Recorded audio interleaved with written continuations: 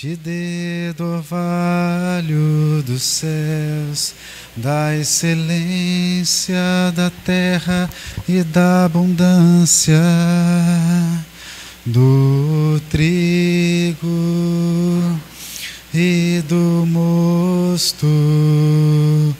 Amém. Amém. Que Elohim te dê do orvalho dos céus, da excelência da terra e da abundância do trigo e do mosto. Amém. Amém. Disse-lhes mais: e de comei as gorduras e bebei as doçuras e enviai porções aos que não têm nada preparado para si. Este é o dia consagrado ao nosso Elohim. Não vos entristeçais, pois a alegria de Hashem é a nossa força. Não vos entristeçais, calai-vos, pois este é o dia. Calai-vos, pois este é o dia. Calai-vos, pois este é o dia de Elohim. Calai-vos, pois este é o dia. Calai-vos, pois este é o dia. Calai-vos, pois este é o dia de Elohim. Amém. Shabbat Shalom a todos. O Leomar ele está fazendo, né, as visitas em relação à questão dos enfermos. Nós temos ali, né, o irmão Marcelo, que está precisando de suporte. Então nós vamos fazer uma pequena introdução a esse serviço da questão da imersão. Eu queria abordar com vocês a ideia, né, do que é a imersão, daquilo como tem sido ofertado, né, para nós. E é interessante a gente lembrar que a imersão, como nós aprendemos, né, seria o batismo. Ele tem uma característica, um nome que dá ideia a uma iniciação, né? Então é como se a pessoa precisasse passar por essa atividade para que ela pudesse chegar até a um meio comum, a uma atividade, uma liberdade para estar no meio das pessoas, realizar os serviços do Eterno e tudo mais. Só que quando a gente envolve essa questão de uma iniciação, parece que são pessoas que estão começando a receber as informações acerca da palavra agora. E a gente sabe que, segundo a palavra nos informa, a gente é um ato consciente. A gente sabe que existem alguns irmãos que fazem isso em bebês e tal, pessoas que não são conscientes dos seus atos, mas ninguém é forçado a fazer o processo de imersão, né? Então, se é um ato consciente, pela lógica, a gente não pode abordar como se fosse uma iniciação. A gente sabe que são pessoas que conhecem a palavra, segundo aquilo que a gente tem aprendido. A gente, nessa casa, prega um Elohim único, Criador dos céus e da terra, então é um único Senhor sobre os céus e a terra. A gente tem acesso a herança que foi prometida a Abraão, Isaque e Jacó por meio da morte e ressurreição do rei Messias, Yeshua, que está próximo a retornar. Então, quando a gente tem acesso à palavra de Yeshua, que fala sobre cumprimento de mandamentos, que fala sobre retorno, a gente passa a entender que precisa retornar para a Torá. E dentro da Torá existem elementos que nos levam a uma cerimônia de purificação. ela é uma cerimônia física, ela precisa passar por um atributo físico concreto, porque é um acerto no meio de uma comunidade de que eu ouvi a palavra, de que eu estou de acordo com a palavra, de que eu concordo com aquela palavra e por isso eu faço um ato público diante dos meus pares. Então, todos esses elementos nos conduzem a um movimento que não é fora da consciência, fora do racional. É uma coisa consciente, eu sei o que eu estou fazendo. Então, a gente não pode tratar a imersão das águas ou o batismo, como nós vemos, em alguns textos, como se fosse um processo de iniciação. E para isso, eu vou usar como base os próprios elementos que a gente tem ouvido nos últimos sábados, quando Leomar nos lembra sobre a questão da Brit Hadashah, que é a segunda aliança. É uma segunda aliança que é um complemento em relação à primeira. O que diz a palavra em relação à primeira aliança? Os homens foram falhos. É uma aliança, quando a gente fala, é um pacto, É um testamento que tem uma pessoa e uma outra envolvida. Então, se a gente acredita no Elohim da palavra, a gente sabe que ele é incapaz de prometer ou falar qualquer elemento que não vá se cumprir. Então, obviamente, se houve uma transgressão, uma quebra, um relaxamento em relação à aliança, obviamente não foi da parte do Eterno. Então, nós vimos ali, por conta da idolatria, por conta da confusão, por conta da divisão e da briga entre os homens, houve uma quebra dessa primeira aliança. E aí, o que Leomar falou? Usando muito Jeremias 31 e 32, falando, e isso também se repete lá em Deuteronômio, se repete lá em Ezequiel, de que, pelo amor do próprio Eterno, ele diz, eu, por amor de mim mesmo, do meu nome, eu vou plantar os meus mandamentos nos seus corações. Eu vou fazer aquilo que vocês não conseguiram pelo cumprimento dos mandamentos, eu vou fazer por amor do meu próprio nome. Então, primeiro, por um zelo, porque ele escolheu um povo. Israel, nosso povo Israel, é um povo eleito, Então, ele não vai simplesmente assolar o povo e deixar ele guardado para sempre. Ele fala, a ira não será perpétua. Ele levanta e diz, vai chegar um momento em que eu escreverei os meus mandamentos nos seus corações, vocês serão o meu povo e eu serei o seu Deus. Esse é o símbolo maior da Brit Hadashah, da segunda aliança, que é um complemento.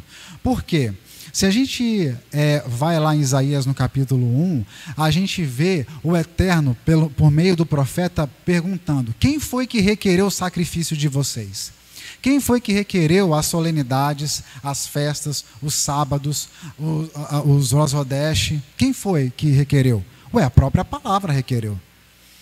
Mas o que ele está reclamando? Era para fazer todas essas coisas, sacrifício diário, semanal, mensal, anual, as solenidades, mas que isso realizasse na pessoa, por conta da prática, por conta da consciência, um retornar para o Eterno, de uma tal forma que a pessoa mudasse, o seu coração mudasse, por meio da observância dos mandamentos.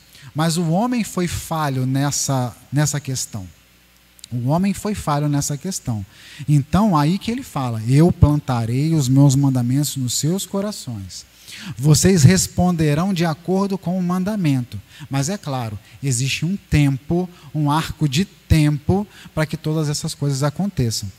Então, o Segundo Testamento, a Brit Hadashah, ele vem exatamente fazer essa questão. E a purificação está no meio desse assunto. Então, de fato, esse assunto vem agora para dar continuidade a essa questão. E aí, lembrando também, nos últimos sábados que a gente passou, quando o nosso irmão Léo Gama, ele falou sobre alguns elementos, a festividade de Pessa, o próprio Shabat, o próprio Messias e o serviço que ele fez, como que alguns elementos acabam aparecendo conosco como se fosse um roubo. E essa ideia do batismo como iniciação é também um roubo. Um roubo que nós sofremos em relação a toda a riqueza de informações que esse elemento tem. Tá? Inicialmente eu queria que a gente lesse ali nos Salmos 26, que é o Salmo do corajoso, como diz os nossos pais, o Salmo 26, o Salmo de Davi, que diz respeito a essa aproximação diante das águas para uma purificação. Porque a intenção daquele que se purifica é estar na presença do Eterno, é permanecer na presença do Eterno. Obviamente, não como aquela característica de iniciação, mas de purificação para permanência diante do Eterno. Então, ali no Salmo 26, Davi diz: julga-me, Eterno, pois tenho andado em minha sinceridade, tenho confiado também no Eterno, não vacilarei. Examina-me, Eterno, e prova-me, esquadrinha as minhas entranhas e o meu coração. Olha o que ele está falando aqui no versículo 2. É para ir no íntimo, é lá onde está o pensamento. É lá onde você guarda os seus pensamentos, os seus desejos, como foi falado agora pela manhã, onde o Eterno sabe exatamente o que está guardado no seu coração. Porque a tua benignidade está diante dos meus olhos e tenho andado na tua verdade. Não me tenho assentado com os homens vãos, nem converso com os homens dissimulados. Aqui o que ele está falando? Ele está falando sobre um testemunho que ele está dando diante do Eterno. Eu tenho me fortalecido e tenho cuidado para não desprezar o meu tempo e os meus aprendizados diante de ti. Versículo 5. Tenho odiado a congregação dos malfeitores, nem me ajunto com os ímpios. Lavo as minhas mãos na inocência, e assim andarei, Eterno, ao redor do teu altar. Olha como é que ele tem o interesse de estar no serviço, realizando o serviço. Para publicar com voz de louvor e contar todas as suas maravilhas. Eterno, eu tenho amado a habitação da tua casa e o lugar onde permanece a tua glória. Não apanhes a minha alma com a dos pecadores, nem a minha vida com os homens sanguinolentos, em cujas mãos há malefício e cuja mão direita está cheia de subornos. Mas eu ando na minha sinceridade, livra-me e tem piedade de mim. O meu pé está posto em caminho plano, nas congregações louvarei ao Eterno. Olha que é um salmo que os nossos pais chamam o salmo do corajoso, porque ele fala: vem, Eterno, olha para o meu interior. Mas aí a gente tem que entender que é Davi. O Davi que teve uma série de ações que a gente tem até receio, né, de entrar muito para reprovar, porque ele é um rei, a gente não tem que falar com cuidado em relação a Davi. Mas ele mesmo confessou os seus pecados diante do Eterno. Quando ele fez um recenseamento inadvertido, o profeta levantou ali uma palavra e toda a nação de Israel estava debaixo de uma praga. E aí ele podia escolher qual penalidade que ele poderia sofrer. E aí ele poderia cair na mão dos homens, ele poderia cair na mão do Eterno. E ele falou: caia na mão do Eterno. Deixa eu cair na mão do Eterno, porque o Eterno tem misericórdia. E esse aqui é o Salmo. Ele fala: olha o meu coração, eu falhei, eu errei. Mas eu quero permanecer cantando, eu quero permanecer em volta do seu altar. Eu quero proclamar seu mandamento. Essa é a intenção da purificação. Esse é o espírito da purificação. Então, obviamente, não é uma iniciação. É a continuidade de um relacionamento.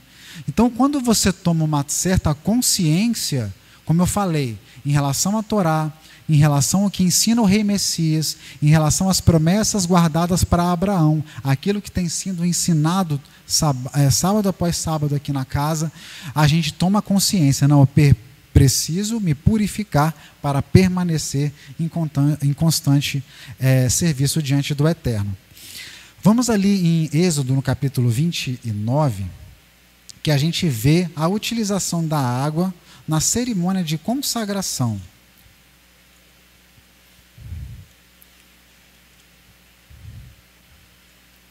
No Êxodo capítulo 29, vamos ler alguns versículos aqui, que diz respeito à relação da água do sumo sacerdote nesse serviço.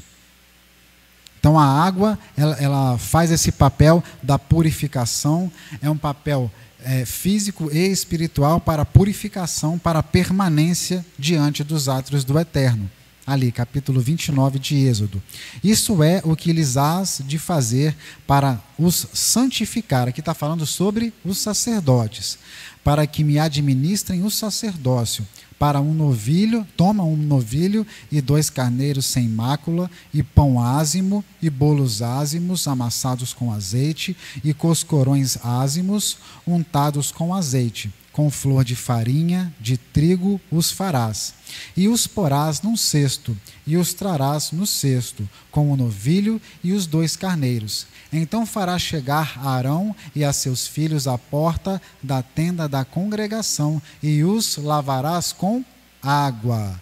Depois tomarás as vestes e vestirás a Arão da túnica e do manto, do éfode e do peitoral, e o cingirás com um cinto de obra de artífice do éfode. Então aqui é um processo de purificação para que o sacerdote pudesse iniciar o seu serviço diante do altar, diante do Eterno. Assim, em linha com o Salmo 26 que acabamos de ler, né? Agora passa as páginas da sua Bíblia até Levítico no capítulo 15. Levítico capítulo 15, aqui nós vemos a água sendo utilizada para purificação. Ali agora não mais da questão dos sacerdotes, mas para purificação. Olha ali Levítico 15, no versículo 13. Vamos iniciar ali no 1 mesmo. Ó. E falou mais o Eterno a Moisés e a Arão, dizendo: falai aos filhos de Israel e dizei-lhes: qualquer homem que tiver fluxo na sua carne será imundo por causa do seu fluxo. E aqui quando a gente fala sobre essa imundície, esse estado, né, de impureza, é que ele não pode participar do serviço. Ele está separado da condição de fazer o serviço por conta da sua condição física. Ó, versículo 3. Essa, pois, será a sua imundícia, por causa do seu fluxo. Se a sua carne vaza o seu fluxo, ou se a sua carne estanca o seu fluxo, essa é a sua imundícia. Toda a cama em que se deitar, o que tiver fluxo será imunda, e toda a coisa sobre o que se assentar será imunda. E qualquer que tocar a sua cama, lavará as suas roupas, e se banhará em água, e será imundo até a tarde. E aquele que se assentar sobre aquilo em que se assentou o que tem o fluxo, lavará as suas roupas, e se banhará em água, e será imundo até a tarde. E aquele que tocar a carne no que tem fluxo, lavará as suas roupas, e se banhará em água, e será imundo até a tarde. Quando também o que tem o fluxo cuspir sobre um limpo, então lavará este as suas roupas, e se banhará em água, e será imundo até a tarde.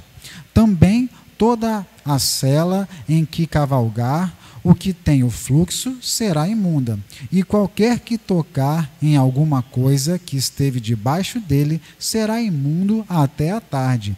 E aquele que a levar, lavará as suas roupas, e se banhará em água, e será imundo até a tarde. Também todo aquele em quem tocar o que tem fluxo, sem haver lavado as suas mãos com água, lavará as suas roupas, e se banhará em água, e será imundo até a tarde.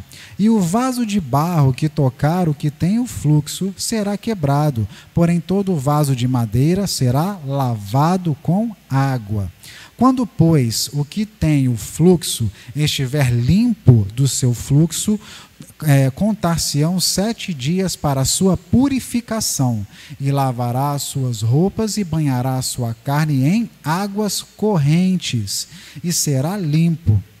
E ao 8º dia tomará 2 rolas ou 2 pombinhos e virá perante o Eterno à porta da tenda da congregação e os dará ao sacerdote. E o sacerdote oferecerá um para expiação do pecado e o outro para holocausto. E assim o sacerdote fará por ele expiação do seu fluxo perante o Eterno.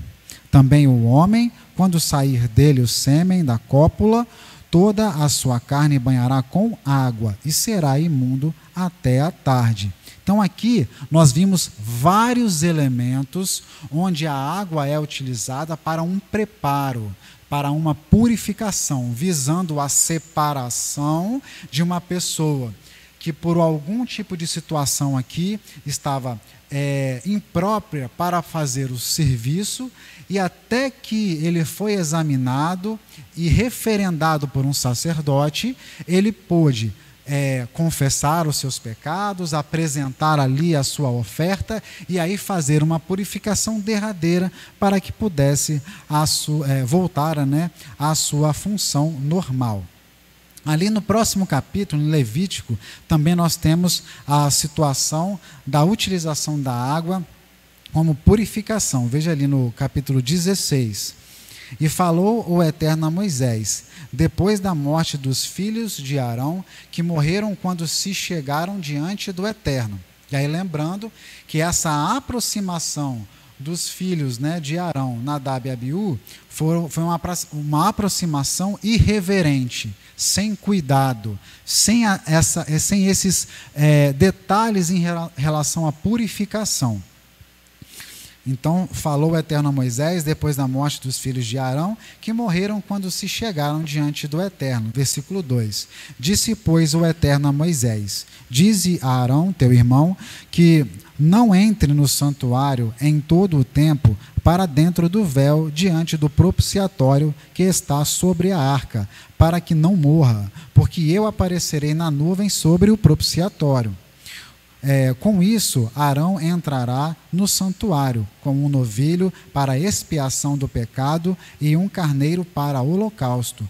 Vestirá ele a túnica santa de linho e terá ceroulas de linho sobre a sua carne, e cingir-se-á com um cinto de linho e se cobrirá com uma mitra de linho. Essas são as vestes santas. Por isso, banhará a sua carne na água e as vestirá.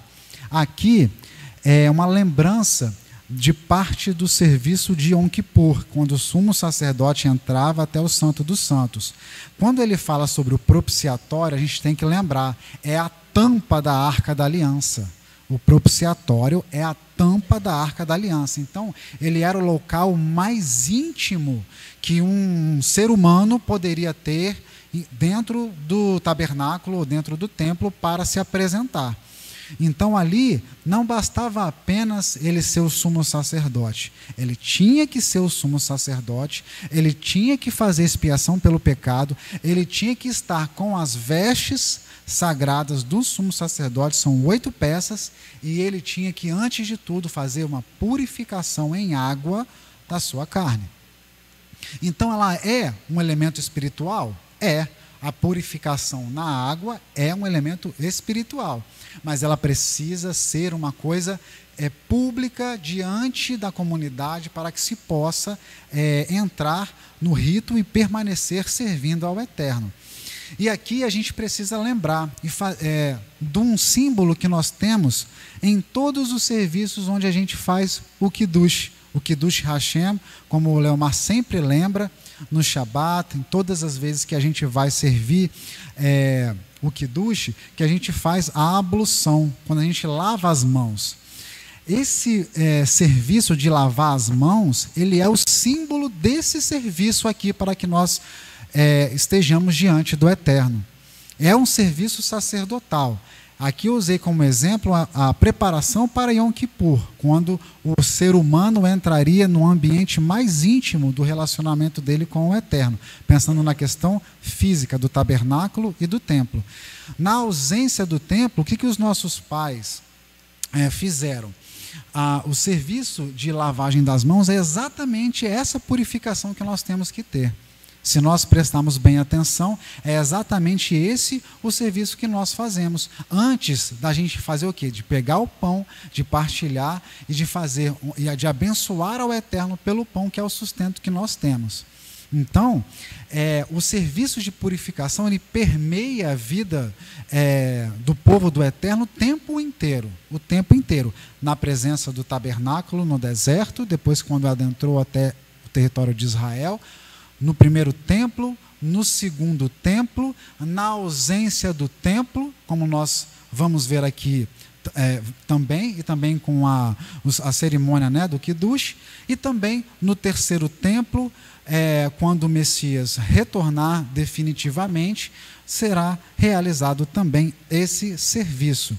Nós temos então o serviço dessa lavagem das mãos, né, dessa limpeza.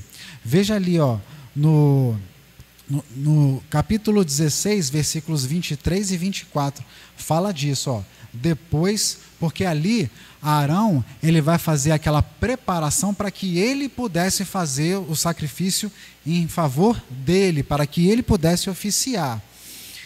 Em linha também com o Salmo 26 que lemos agora. Olha o versículo 23 e 24. O sumo sacerdote, ele não faz um serviço para si.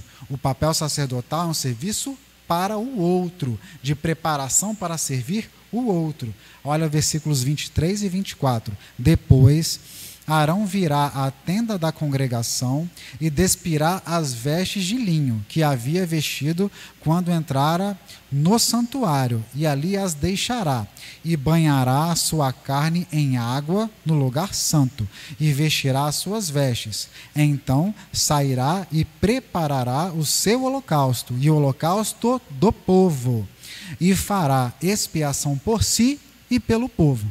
Então, ali a gente está vendo, não como é um elemento espiritual, se a gente se purifica e está limpo, a gente, em tese, já está preparado para fazer o serviço. Então, ele faz uma etapa, depois que ele cumpre aquela etapa, ele se despe, e agora ele vai participar de um outro serviço. O que ele faz? Ele se banha novamente em águas, entendeu? E aí ele repete essa purificação. Então, aqui, nós vimos toda a ação envolvendo as águas, na cerimônia de consagração sacerdotal, nas cerimônias e nos atos de purificação. Purificação quando nós estamos impuros por qualquer tipo de situação, e purificação no sentido de um preparo para servirmos ao Eterno. Estamos habilitados para servir ao Eterno. E agora nós chegamos ali no Segundo Testamento. Vamos ali em Mateus, no capítulo 3, quando a gente vê João imersor falando sobre isso. Então agora, com essa mentalidade da purificação, nós vamos reler o serviço de João imersor para que a gente entenda qual é a verdadeira situação desse batismo, dessa imersão às águas. A gente já sabe que não é uma iniciação, porque são pessoas que entendem a sua condição e vão buscar uma imersão de purificação. Agora, nós temos nos textos aqui, nas nossas traduções, o batismo de arrependimento. Se batismo é para retornar, se batismo é para iniciar, não pode ser de arrependimento. É aquela questão lógica que eu falei, a gente tem que puxar pelo raciocínio. Ela é uma purificação de arrependimento. Então, para que eu tenha arrependimento, eu tenho que entender a Torá. Que a Torá, como diz a própria palavra, o próprio Paulo, diz Moisés e o próprio Machia, Moisés te acusa em relação à falta que você tem. Então, por meio do conhecimento do pecado, é que eu tenho consciência, olha como é uma coisa racional também, espiritual, racional o tempo inteiro. Eu tenho consciência do pecado, eu sei a minha história. Aqui de manhã, Léo falou muito bem sobre o desejo. Desejo, a gente viu aqui no Salmo 26, é uma coisa que está no profundo do coração. No profundo do coração. E aí a gente tem que ir um pouco mais adiante. Lembra das orações que fazemos em Yom Kippur. Nós pedimos perdão pelos nossos pecados conscientes e pelos pecados inconscientes, porque nós aprendemos coisas nas nossas casas, nas nossas famílias, né? No nosso aprendizado em relação à palavra, no nosso caminho, desde quando nascemos até hoje. E eu sempre falo isso, se nós estamos aqui no Shabat, é que em algum momento das nossas vidas o Eterno tocou, olha, Shabat, mandamento. Porque até pouco tempo nós estávamos voltados para o domingo. Até pouco tempo, fora as crianças que nasceram aqui, muitos de nós entendíamos o Shabat como um dia comum. Mas não é. Ele é a coroa da criação. Ele é o sinal dos tempos, do fim dos tempos e da eternidade com o Eterno. Ele é o que vem depois da era do Messias. O Shabat, ele é um dia da semana, ele é um descanso, ele é a coroa da criação, porque ele sela todo o ato criativo do Eterno. Nada depois do Shabat foi criado. Nunca mais. Tudo que existe foi criado até o Shabat. Você entende? E quando a gente fala todos os Shabat, ele é o princípio no pensamento e o último na criação. Por quê? O Eterno criou a todos nós para que nós gozássemos uma vida de eternidade diante dele. O Shabat é a eternidade, mas ele foi o último a ser criado, o último elemento, o último detalhe a ser criado. Ele coroa a criação. Nós não sabíamos disso, nós vivíamos desgarrados dessa realidade, mas aí agora nós temos a consciência e retornamos para essa questão. Então, quando a gente fala sobre batismo, sobre imersão, sobre purificação, nós temos que lembrar que alguns desses conceitos nos foram roubados no sentido de que estava descolado com o Primeiro Testamento. E o nosso esforço agora é fazer esse alinhavo, né? Essa costura entre o Primeiro e Segundo Testamento. Eu falo da costura, minha avó era costureira, né? A gente vai costurando os dois tecidos em dois pontos aqui e vai, no final você puxa e junta tudo. É uma sutura, é um ponto que a gente está fazendo. Então é como se a gente tivesse com uma ferida aberta, com os conceitos do Primeiro Testamento claros e com vida de um lado e o nosso conhecimento do Segundo Testamento do outro. E agora a gente precisa fazer essa sutura, essa pequena costura para que a gente possa aproximar esses elementos, para que não sejamos roubados nesses conceitos. Olha ali em Mateus no capítulo 3. A gente vai falar sobre um profeta que o Messias, o rei Messias Yeshua, ele declara que é o maior deles. É o maior deles e a gente pode ver a palavra de uma série de formas, né? Uma forma que a gente consegue compreender que é o maior deles, e o próprio Yeshua fala por quê? Porque ele profetizou e ele viu. Então, assim, em termos de ser completo, ele viu o Messias, ele profetizou o Messias, ele profetizou o reino do Messias e ele viu o Messias. Então, ele se completa ali nessa atividade. E a gente sabe, vivia uma vida muito difícil e precária. João imersor. Versículo 1, capítulo 3 de Mateus. E naqueles dias apareceu João, o imersor, pregando no deserto da Judéia e dizendo... Aí a gente toma todo o serviço que Léo fez nesse tempo em relação a Brit Hadashah. E dizendo, arrependei-vos, porque está próximo o reino dos céus. Mateus capítulo 3, versículo 2, é a Brit Hadashah. Mateus capítulo 3, versículo 2, é Jeremias 31, 32. Eu escreverei os meus mandamentos no seu coração. Vocês serão meu povo e eu serei o seu Deus. É isso aqui. É um chamado. O que é a Brit Hadashah? O que é a palavra evangelho, como o Léo já falou? São boas novas, são boas notícias. E qual é a notícia? Está vindo o reino do Messias. O reino do Messias está às portas. Essa é a boa notícia. Se a gente olhar toda a palavra aqui dos evangelhos, a gente vai ver, essa é a boa notícia, o reino do Messias está pronto, está vindo, está chegando. E qual é o chamado? Esteja pronto. esteja pronto. E o que é estar pronto? Faz parte do estar pronto passar pela imersão. Faz parte do estar pronto se arrepender dos pecados, confessar, ou seja, você vai aceitar a Torá, que é ensinada pelo Rei Messias, Yeshua, você vai aceitar a necessidade de arrependimento, de confissão, de retorno, a tchuvá que a gente tanto tem falado, e você vai fazer um ato físico e um ato espiritual de retorno. E ele é selado na imersão às águas. Mateus capítulo 3, versículo 2 é a Brit Hadashah. Arrependei-vos, porque está próximo o reino dos céus.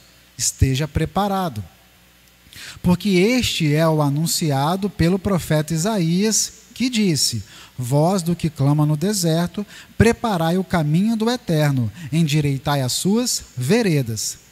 E este João tinha as suas vestes de pelos de camelo e um cinto de couro em torno dos seus lombos, e alimentava-se de gafanhotos e de mel silvestre. E esse foi o que o Messias disse que era o maior dos profetas. Olha que vida simples, mas ele viu o Messias.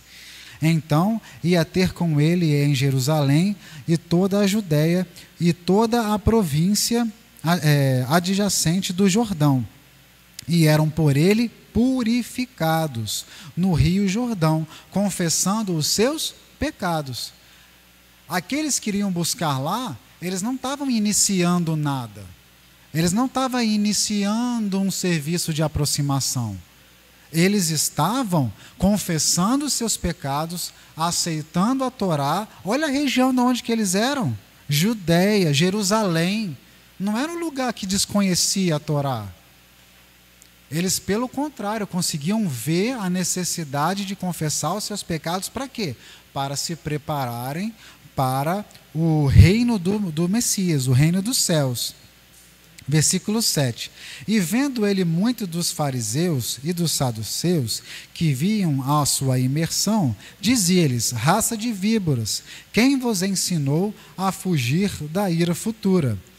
Olha a admoestação que ele faz agora, que nós precisamos tomar para nós também. Produzir, pois, frutos dignos de arrependimento. Então, aqueles que estão compelidos, que aceitam as palavras do Mashiach, que aceitam a Torá, que aceitam a necessidade de confissão de pecados, de arrependimento, e querem selar esse serviço nas águas, tem que ver o versículo 8. Produzir, pois, frutos dignos de arrependimento. Versículo 9. E não presumais de vós mesmos, dizendo: temos por pai a Abraão, porque eu vos digo que mesmo dessas pedras, Deus pode suscitar filhos a Abraão. Aqui o que ele está falando? Não basta aquele ensino que foi dado, que não vai mudar a minha consciência. Aqui ele vai ali no Salmo 26, o Salmo de Davi que nós acabamos de ler, e ele fala: o Senhor conhece o desejo do meu coração. E aqui quando fala, até dessas pedras ele pode suscitar filhos a Abraão. É claro que ele não está desprezando os fariseus, não está desprezando ali os filhos de Abraão. Mas a questão não é por isso. Isso não é um salvo-conduto para que eu possa trabalhar e agir da forma que eu quiser. Eu preciso, mesmo nessa condição de filho, descendente, mesmo nessa condição de herdeiro, fazer um processo de purificação e de arrependimento. Versículo 10. E também agora está posto o machado à raiz das árvores. Toda árvore, pois, que não produz bom fruto, é cortada e lançada ao fogo. E aí eu lembro novamente de Isaías no capítulo 1, que eu já mencionei agora no começo da fala. Porque ele pergunta: quem requereu o sacrifício das luas novas? Quem requereu o sacrifício das solenidades? Quem requereu o sacrifício diário? A Torá requereu. Mas ela requer isso de nós, mas esperando que a prática do mandamento mude o nosso coração. Mas se não muda o nosso coração, é que fala. A árvore que não produz bom fruto, ou seja, você está aqui todo dia, toda semana, todo mês, toda solenidade anual, mas não muda os maus pensamentos, os maus procedimentos. Então ele fala que pelo fruto sereis julgados, e toda árvore que produz maus frutos será lançada no fogo. E aí o versículo 11. E eu, em verdade, faço a imersão com água, na água do rio Jordão, para arrependimento. Mas aquele que vem após mim é mais poderoso do que eu, cujas sandálias não sou digno de levar. Ele vos purificará com o Espírito Santo, com o Ruach HaKodesh e com fogo. E quando ele fala isso aqui, com o Espírito Santo, é um sopro, é um alento, é um ver, que também já aprendemos aqui no ciclo que passou. O Eterno, ele nos faz ouvir, e o Eterno também nos faz ver. Nós teremos a capacidade de ver o ensino, de ver a palavra, de produzir isso, e isso é uma inspiração que vem dos céus e vem do Espírito Santo. Versículo 12: em sua mão tem a pá, e limpará a sua eira, e recolherá no celeiro o seu trigo, e queimará a palha com fogo que nunca se apagará. E aqui é um preparo, aqui é a continuação do chamado para que estejamos preparados para o reino do Mashiach. É o versículo 13. E aí que a gente consegue selar a ideia de que batismo, a imersão, não é uma iniciação. Por que o Messias teria que passar por uma iniciação? Qual é a lógica que a gente consegue pensar que o rei Messias precisava passar por uma iniciação? Ele já não era iniciado? Ele já não tinha a convicção da sua postura, do que ele deveria fazer?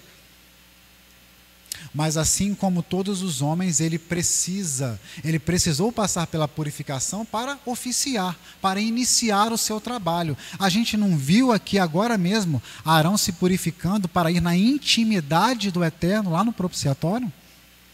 A gente não viu o sacerdote se preparando para oficiar diante do Eterno? A gente não viu Davi confessando os seus pecados e falando para que o Eterno visse o seu coração e os seus desejos, porque o interesse dele é proclamar seu nome e estar em volta do seu altar, cantando e louvando ao Eterno? O Mashiach fez isso como um sinal, uma necessidade para que nós também fôssemos compelidos a fazê-lo. Então, Mateus 3, versículo 13. Então veio Yeshua da Galileia ter com João, junto do Jordão, para ser batizado por ele, para ser imergido ali por ele. Mas João opunha-se. Por quê? Era uma lógica que ele não entendia.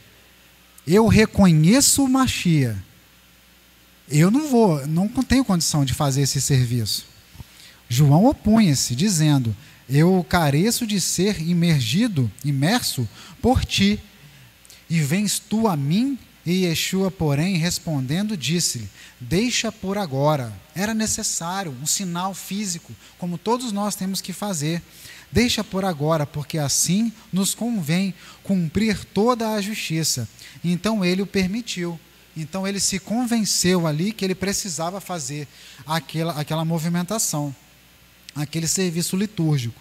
E sendo Yeshua imerso, subiu logo da água, e eis que se lhe abriram os céus, e viu o Espírito de Elohim descendo como pomba e vindo sobre ele. E eis que uma voz dos céus dizia: este é o meu Filho amado, em quem me comprazo. Aqui nós conseguimos perceber muito essa situação. Vamos ver ali em João, no capítulo 11.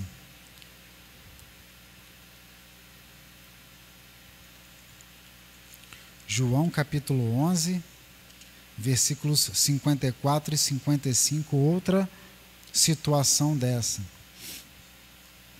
João, capítulo 11, versículos 54 e 55.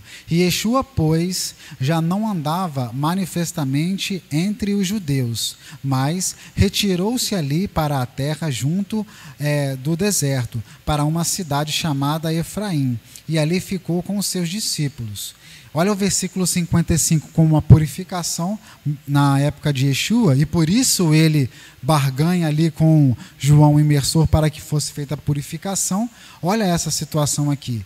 E estava próxima Pessa. Aqui na minha tradução está escrito a Páscoa dos judeus. Eu não conheço outra Páscoa. Se vocês conhecerem, vocês me falem. A Páscoa dos judeus é Pessa. É a Páscoa. A outra que precisa de adjetivos. Essa aqui é Pessa. E muitos daquela região subiram a Jerusalém antes de Pessa para se purificarem. Porque precisava adentrar o calendário religioso com um ato de purificação para adentrar ali a festividade de Pessa. E ali para nós concluirmos essa introdução, eu queria que fôssemos ali em 1 João. Deixa eu ver se eu localizo aqui. 1 João.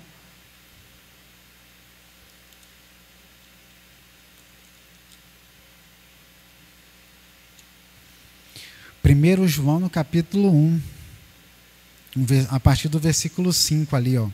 1 João, primeira epístola, né? De João, no capítulo 1, a partir do versículo 5.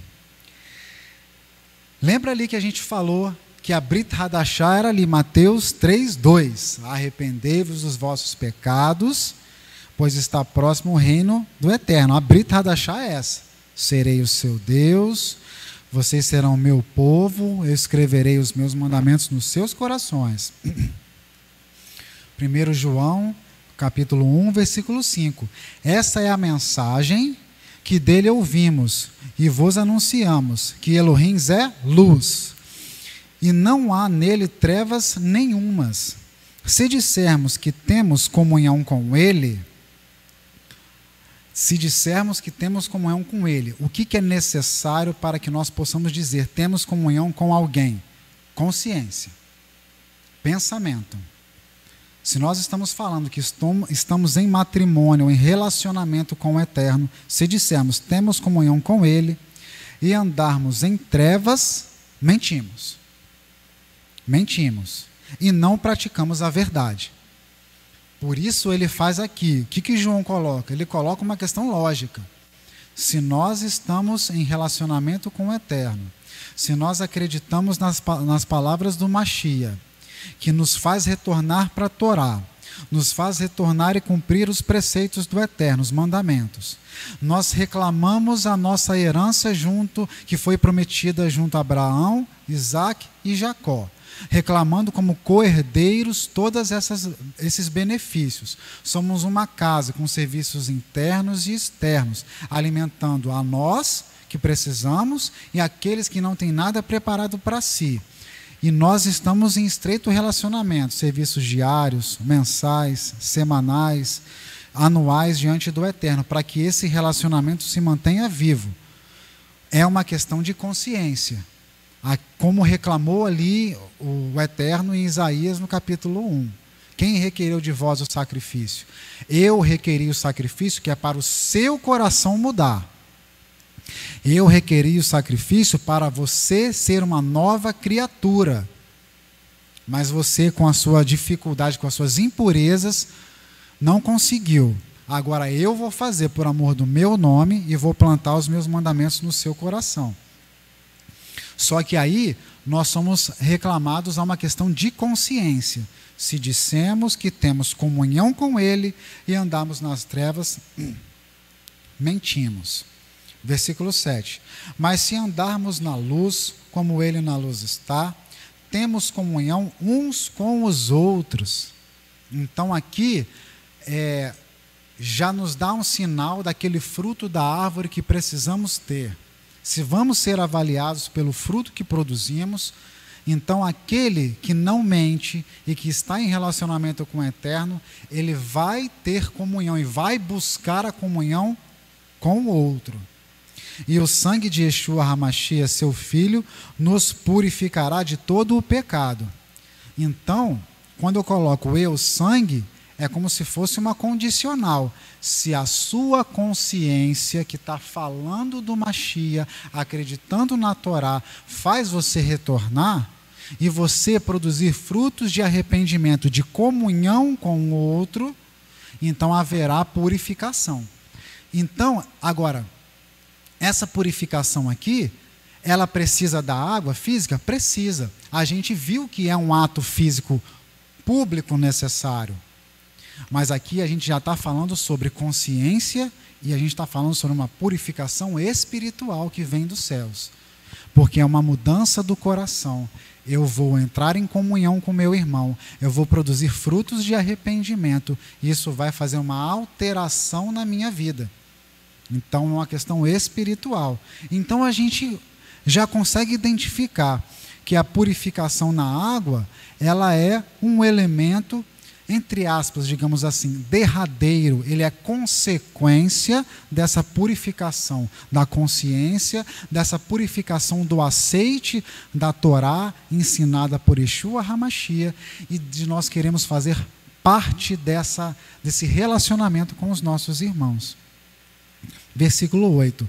Se dissermos que não temos pecado, enganamo-nos a nós mesmos, e não há verdade em nós. Versículo 9. Se confessarmos os nossos pecados, Ele é fiel e justo para nos perdoar os pecados e nos purificar de toda a injustiça. Então, a purificação na água, ela é um ato que vem posterior à confissão, ao aceite da Torá. Quando eu aceito a Torá, eu vejo, eu errei em relação à Torá, daquilo que eu consegui ser ensinado, aprender até agora, aqui. Então, eu me arrependo disso aqui e vou para a purificação. Versículo 10. Se dissermos que não pecamos, fazemo-lo mentiroso, e a sua palavra não está em nós. Então, o ato da imersão não é uma iniciação. O ato da imersão, ela é uma vontade de ter relacionamento com o nosso povo Israel, porque é um ato próprio judaico da Torá. É um ato de purificação que nós vimos ali exemplos na palavra. E diz respeito a um acolhimento que nós temos em relação ao ensino do Mashiach, em relação ao arrependimento, em relação à própria Torá, a necessidade de eu produzir frutos de arrependimento e frutos de relacionamento, de comunhão com o próximo. Então, é um casamento de fato com o nosso povo Israel. Então, que nós possamos, a partir dos estudos que faremos em relação à imersão, compreender que nós iniciamos um entendimento que é uma necessidade de continuidade de relacionamento, não é uma iniciação. É nos identificarmos com a identidade de Israel. É algo da purificação que vem da própria Torá. É um elemento necessário físico que o próprio Yeshua fez. E ele nos reclama uma consciência, uma mudança de pensamento e de procedimento. Abandonar o que fazemos do mal, fruto digno de arrependimento. O que eu pensava de errado, o pensamento vai vir, mas você tem que arrumar uma forma de confessar esse pensamento e abafar ele, não deixar que ele vire ação. Pela boca, pelas mãos, pelos pés, segundo os nossos pais, os órgãos executores do pecado. Mas o mau pensamento virá. Eu já falei isso algumas vezes. Quando eu comecei a caminhar aqui na casa, a minha ideia fantasiosa, romântica, era de que o Eterno arrancaria o desejo de dentro do meu coração e nunca mais eu ia desejar o mal. Não é assim. Por quê? O livre-arbítrio está aí para você todo dia falar, não, minha vontade é fazer isso, mas eu vou fazer isso por quê? Em obediência à Torá, em obediência à palavra. E isso não é mérito. Não é mérito. Você simplesmente tomou partido da Torá. Você foi ensinado, mas lá dentro tem aquele desejo. E o Mashiach pesa, né? Como o Léo falou agora pela manhã, o Mashiach pesa. Se o seu olho pecar, você olhou, iluminou todo o corpo com aquele desejo, arranca o seu olho e joga fora. Por quê? Para que você não corra o risco de pecar. Então é um elemento de consciência, um elemento espiritual também, a imersão. E como que a gente vê e consegue fazer uma autoavaliação se estamos indo no caminho certo. Quando eu tenho frutos de arrependimento, quando eu não faço o pecado que eu queria fazer, quando eu tenho comunhão com meu irmão, como diz ali também a palavra, eu tenho comunhão com meu irmão. São esses elementos que a gente precisa identificar para iniciar ali um caminho para que possamos deitar ali na imersão das águas e nos purificarmos para permanecer em relacionamento com o Eterno. Amém? Eterno, em nome de Yeshua, queremos glorificar o Teu santo nome pela Sua palavra, pela liberdade que nós temos, ó Pai, de receber a Tua Torá, e porque o Senhor verdadeiramente tem cumprido a sua promessa de escrever seus mandamentos nos nossos corações e de nos fazer, ó Pai, melhores. Porque o Senhor, ó Pai, é bom e somente o Senhor é digno de toda a glória, ó Pai, porque o Senhor tem escrito os mandamentos nos nossos corações. E tudo que há de bom que nós conseguimos fazer vem da Tua Torá, vem do Seu ensino. E por isso nós glorificamos ao Senhor. Que possa ser, ó Pai, um período de estudo diante da Tua presença, onde possamos ter a nossa mente voltada para a realidade da purificação. É a Sua palavra que é a água da vida, é a Sua palavra que limpa a nossa mente, é a Sua palavra que nos limpa física e espiritualmente, para que possamos permanecer em relacionamento com o Senhor. Isso que nós glorificamos ao Senhor em nome de Yeshua HaMashiach. Amém.